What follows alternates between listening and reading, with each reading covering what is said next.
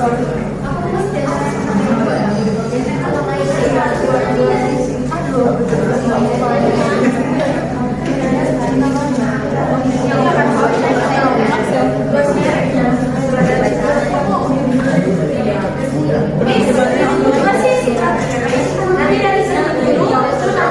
ya, orang lawan cakap gitu ya kan, sebenarnya bisa-bisa aja ya kan, Marlon Ganto aja nih gitu.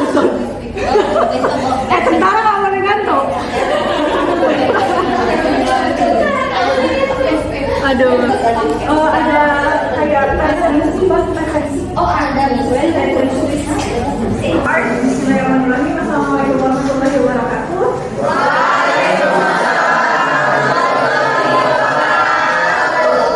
Good afternoon, everyone. How are you feeling right now? Mixed feeling, mixed method. Mixed method. Sonia, Kak Sonia. Saya Miss. Okay, you look great by the way. Rasa. Ini sakit ya? Iya, Miss. Kezia.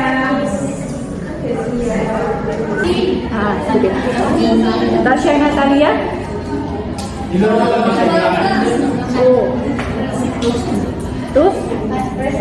Oke. Joshua.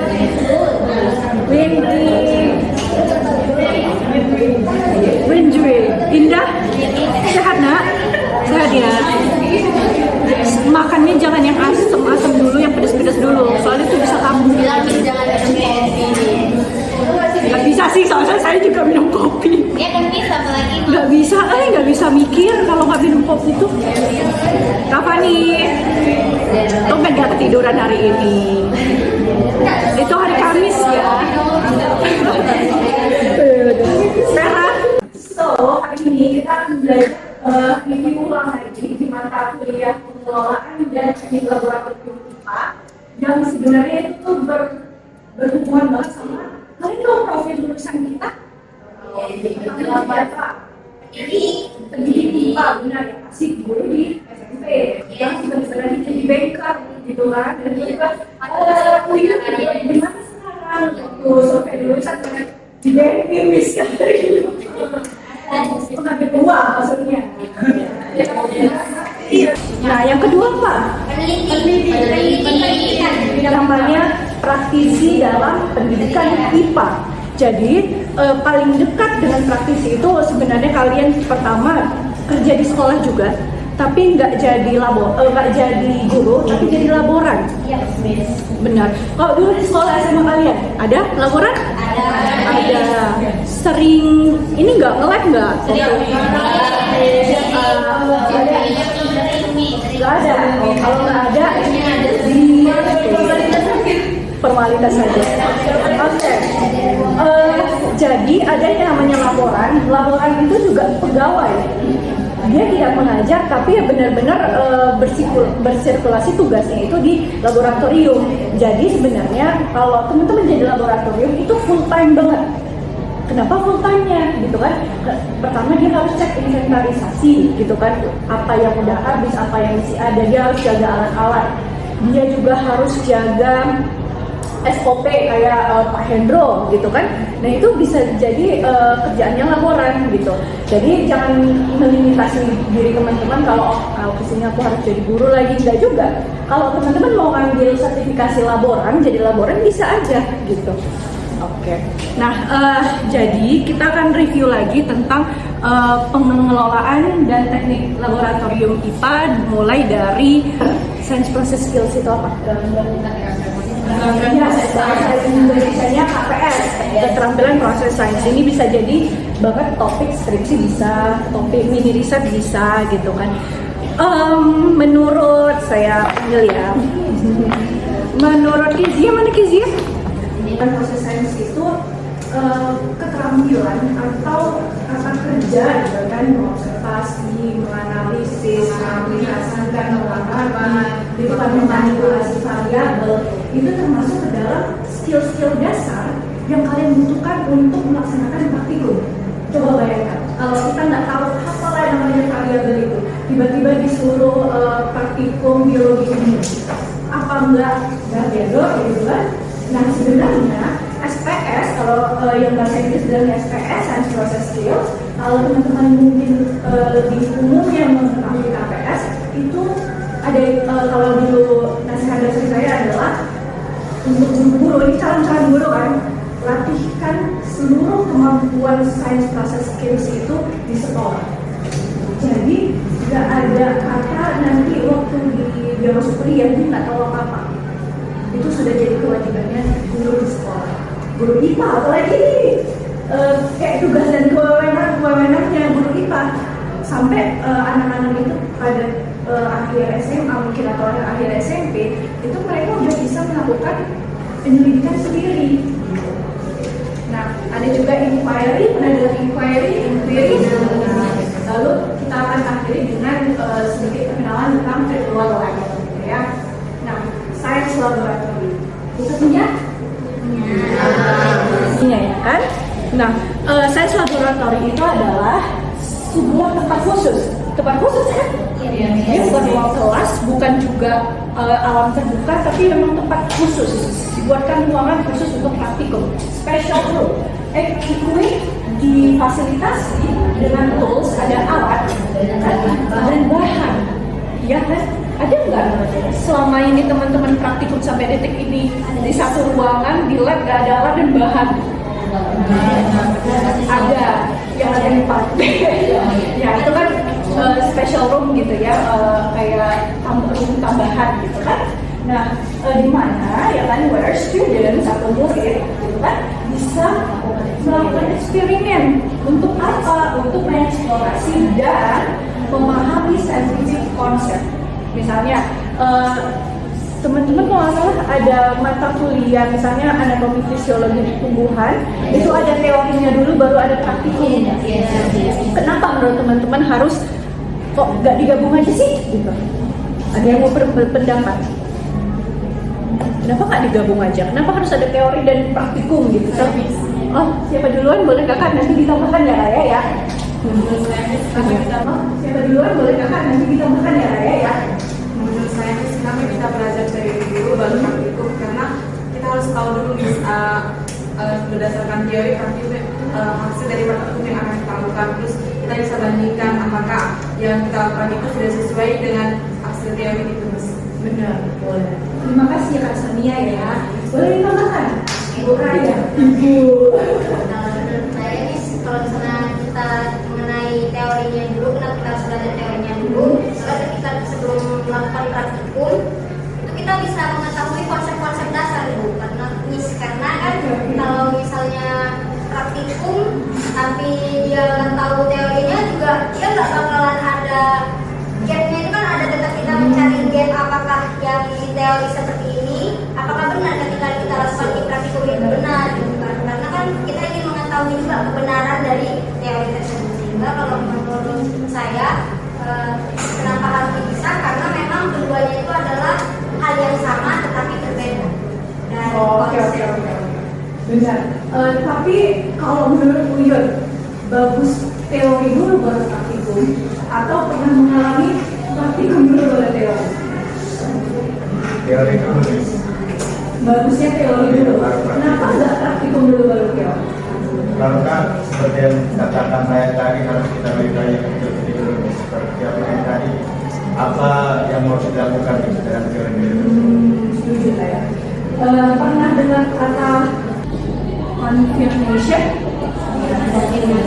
Confirmation misalnya nih ada gosip kan, gitu kan, dengar atau tahu, tapi dari sumber lain kita nggak mengalami, ya kan? Terus kita confirm ke orangnya atau ibaratnya kita lakukan praktikum sendiri, coba tanya, gitu kan? Nah itu namanya confirmation. Ada praktikum yang bersifat confirmation, ada praktikum lagi yang sifatnya exploration. Jadi secara umum praktikum itu jenisnya ada dua berdasarkan sifatnya, ya kan? Ada confirmation, ada exploration. Exploration itu adalah dia mencari tahu sesuatu yang baru banget, ya kan? Namanya jadi explore, gitu. Nah menurut teman-teman yang di school science di sekolah itu tipenya yang mana? Confirmation, yes, confirmation. Tipenya ya confirmation seperti itu. Oke. Nah, kalau sekarang teman-teman di biologi lah ya, lab itu dikhususkan ya. Ada untuk yang ekologi, ya kan? Ada apa lagi kak? Biologi. Ada apa lagi? Biologi. Pernah coba laboratorium di fisika nggak? Masuk lab apa? Fisika umum gitu ya. Kimia pernah pakai?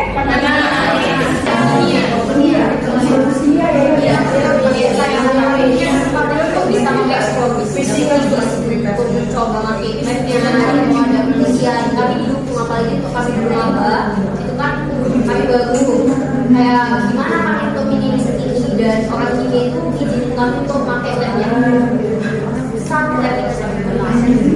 Iya ya. Kalau biologi gimana? Ibu tahu? Susah untuk orang lihat administrasinya susah. Tapi kalau Joshua pernah coba di fisika?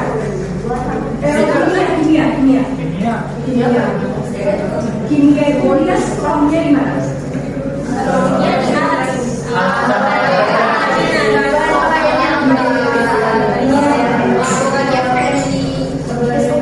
Kalau biologi itu memang ada bukan ada hikmahnya ya, memang ada dasarnya ketika SOP itu tetap harus dilakukan gitu kan. Karena biologi itu banyak banget jenisnya dan hanya dikepalai oleh satu rumah gitu kan. Nah, jadi ada baiknya juga memang kita harus taat kepada SOP administrasi gitu. Nah, kalau di IPA sendiri, kalian pernah dengar kata web driver? Web driver? Web artinya? Bahasa. Web driver? Web artinya? Bahasa.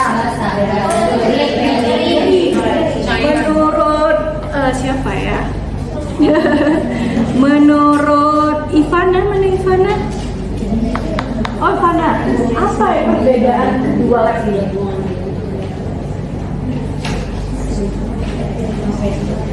Kelihatan nggak? Nggak, sebelum kita jelaskan gitu. Sekilas apa yang dipikir gitu. What do you think?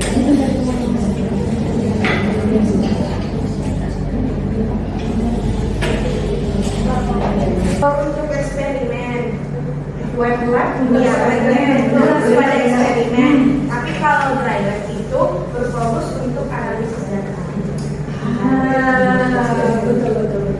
Jadi nanti teman-teman kalau berkesempatan ke FMK UGI di pendidikan IPA ya, di pendidikan IPA kita punya dua jenis lab. Nah, ada lab basah, ada juga lab basah berarti kita bercairan. Lalu yang mengandung kadar air. Nah, di situ praktikum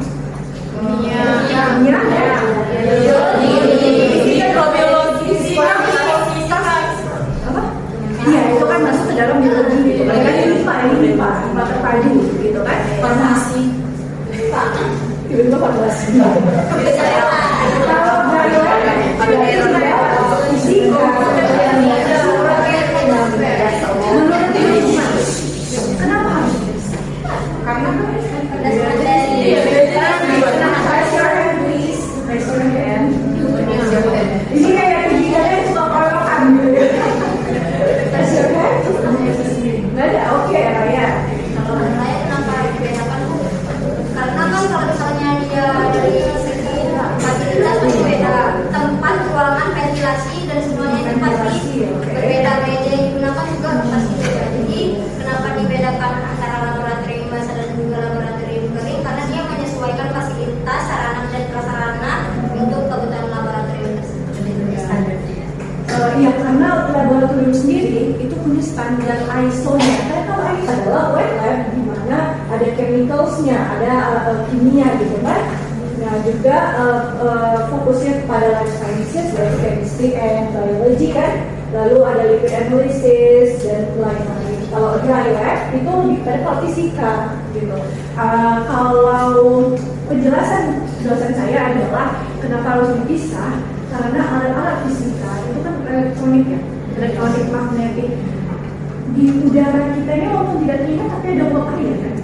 Nah, ketika alat-alat yang sensitif untuk elektromagnetik, electricity gitu, itu bisa karatan gitu, dibiarkan digabung.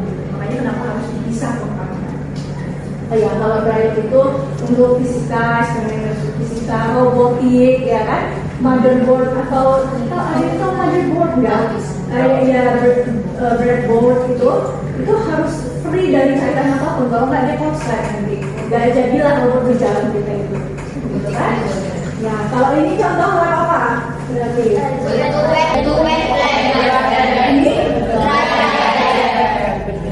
yang ada komputernya dan segala macam. Nah, terus juga kalau di lab, ini kan contoh lab di sekolah ya. Berarti kalau di sekolah terutama harus ada apa? Instruksi dalam bentuk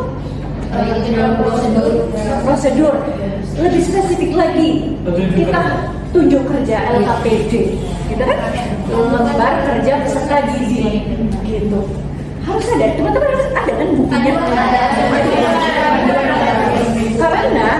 Karena laboratorium itu adalah special room, jarang dong kayak ngapain juga kita datang ke sebuah lab tapi kita nggak tahu mau ngapain, ya kan? Kita harus tahu mau ngapain di situ. Nah makanya harus ada instruction. Perlunya kita di lab itu follow instruction, ikuti instruksi, ya kan? Always follow the instruction provided by your teacher atau guru atau dosen gitu kan, or supervisor. Carefully, harus hati-hati. Even kayak kelihatannya sepele kayak yang tentang reaksi endotermik doang misalnya gitu kan, tapi kayak somehow harusnya nggak ada di kalender kan. Misalnya tiba-tiba itu meledak segala macam kalau kita nggak ikuti step by stepnya. Kan? Carefully to ensure safety nih, first thing first, safety. Walaupun kelihatannya kayak nothing's dangerous gitu kan, saya bukan bikin bom nggak juga gitu kan, tapi kita nggak pernah tahu kemalangan gitu kan. Safety paling penting. And accurate results. Kalau kita nggak ngikutin step by step, hasilnya ada errornya.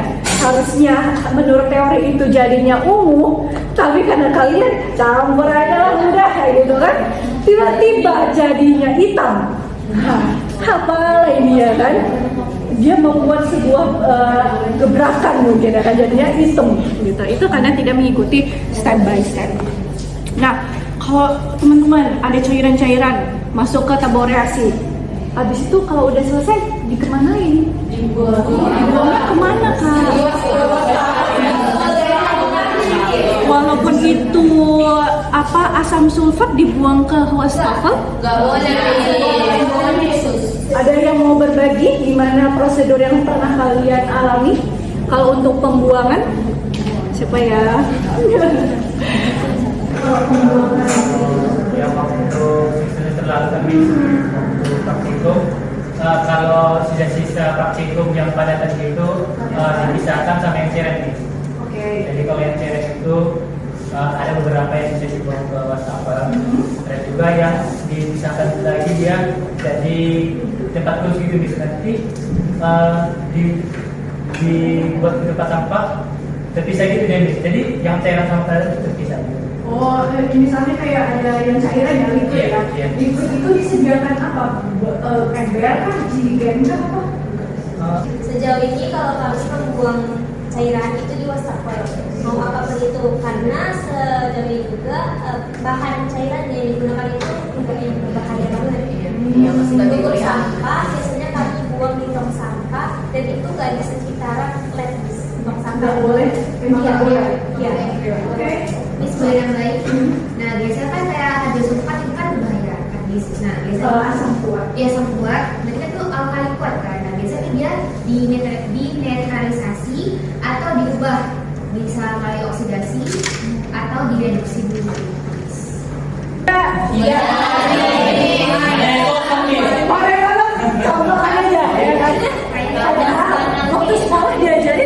Iya. Kalau yang hijau itu udah apa? Organik contohnya. Organik contohnya. Biasanya ada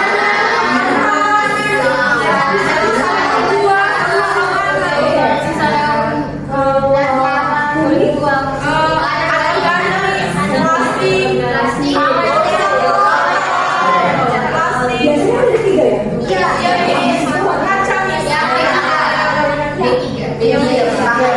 ya? Harusnya misalnya kan kayak non-infected waste nih, nanti kalau ada drugs misalnya, ada boraks gitu kan, chemical waste yang kayak H2O sampah dan lain-lain, lalu ada food paper, masukin ke yang secure landfill seperti ini. Kalau yang kuning ini dalam hal itu kan recycle R3 biasa ya. Nah kalau ini khusus untuk lab gitu, namanya waste management lab kan. Kalau yang merah ini untuk COVID ini, APD itu harus sekali pakai harus dibuang langsung gitu kan. Ya, tapi jenazah apalagi untuk yang pasien-pasien COVID gitu. Nah kalau yang kuning untuk kalau kalian bisa ketemu produk-produk yang ini, coba aja ini apa ya?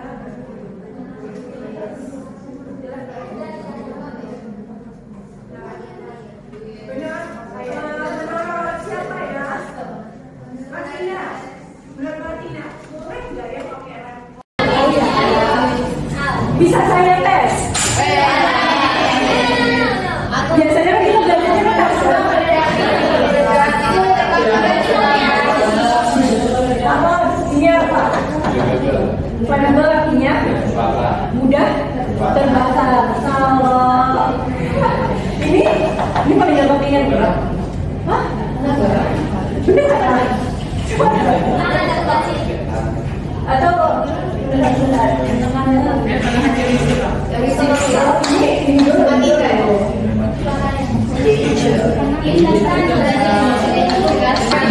environmental hazard.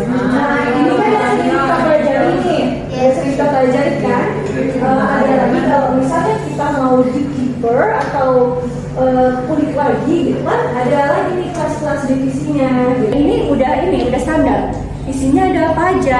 Pertama harus ada produk identifiersnya. Ya apa isinya? Metanol gitu kan, ini harus ada. Lalu yang ini biasanya di dalam satu kontainer itu ada 2 stiker. Stikernya di luar. Ada metanol dan di dalam metanol itu tanda-tanda yang bisa kita buka di dalam suatu produk. Produk itu apa? Misalnya kayak kontainernya EKOH, kontainernya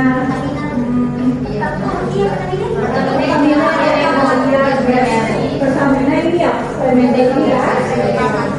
itu sebenarnya kalau untuk standarnya, misalnya di dalam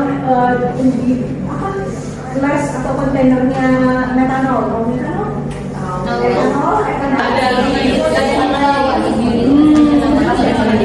jadi rambut harus diikat ya kan, ada safety card atau name-tag, bagusnya ada name-tag supaya kita tahu yang sekarang bereksperimen dengan kita itu siapa. Kalau misalnya di dunia penerbangan pernah dengar nggak kita harus bilang ikut ya ke pramugari yang lain gitu. Kita harus memperkenalkan diri, karena kalau misalnya pramugari itu dia kan change status yang penerbangan gitu kan, jadi harus bilang ikut ya supaya nanti nggak hilang orangnya gitu. Nah kan supaya ini juga bisa apa, bisa ngitung kontainernya ada seperti ini, isinya apa aja, dan ini udah standar. Isinya ada apa aja? Pertama harus ada produk identifiersnya. Nah, apa isinya? Nol gitu kan, ini harus ada. Lalu yang Now we're actually going to push hard and fast. We're going to push about 1/3 of that person's depth of their chest, and we're going to also allow for that chest to rise back to its normal position. Now we're pushing at a beat of about 100 to 120 compressions a minute.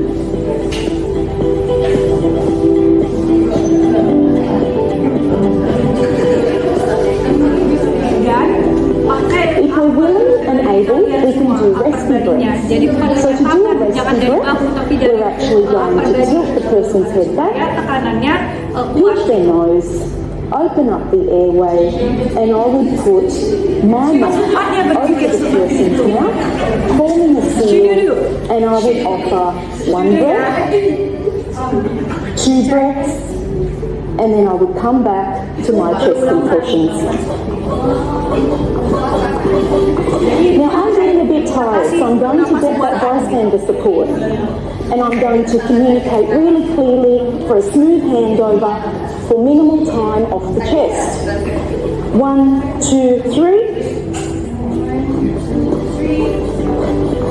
And I'll take over again. 3, 2, 1. So I've just demonstrated how to do CPR. Our next video will demonstrate how to use a defibrillator. Don't forget, CPR can save a life. How to use a defibrillator. Defibrillator tahu? Ya, itu namanya inkubasi. Defibrillator itu adalah kejut jantung. Yes, di rumah sakit ada yang besar ya, yang benar-benar sampai 200 joule. Itu tekanan watt listriknya adalah 200 joule. Itu yang besar, tapi portable juga ada. Ya, dia kayak di stikerin kan. Kalau misalnya di rumah sakit itu kan pakai yang alat. Biasanya di dalam satu kontainer itu ada 2 stiker. Stikernya dua. Ada metanol, dan di dalam metanol itu ada apa aja? Untuk menghilangkan kloroform, fenol, kloroform, dan apa ya? Jalan nafas. Terus dibuka ada pakai alat, itu kan di rumah sakit. Nah, paling kayak tadi dipraktikkan untuk, kan biasanya kita kayak gini nih, agak didongakkan gini gitu, supaya airways atau jalan nafas itu bisa lebih termasuk sih. Apa? Training. Sebenarnya secara teori itu ada 3. Pertama dia structured, ya kan, structured, terstruktur, terbimbing, lalu open inquiry. Nah itu kan kita eksperimen kalian bisa jamin